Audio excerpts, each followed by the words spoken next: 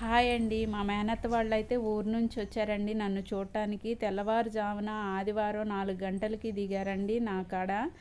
మామయ్యోళ్ళు సడన్‌గా వచ్చారు. నాకు చెప్పుకోకుండా వచ్చారు. ముందు కూడా నాకు ఫోన్ చేసి వస్తున్నామని చెప్పలేదండి. సడన్‌గా వచ్చారు నన్ను చూడటానికి. అందరికైతే పూరి అయితే రెడీ చేసి పెట్టింది మా మేనత్త. మా మామయ్య కూడా టిఫిన్ చేసి వేరే వాళ్ళ దగ్గరికి కలుద్దామని వెళ్ళారు. తెలిసిన వాళ్ళు ఉంటే నాకు వచ్చేటప్పుడు రైస్ తీసుకొచ్చారు. వాళ్ళకి పండుతాయి అన్నమాట వడ్లు.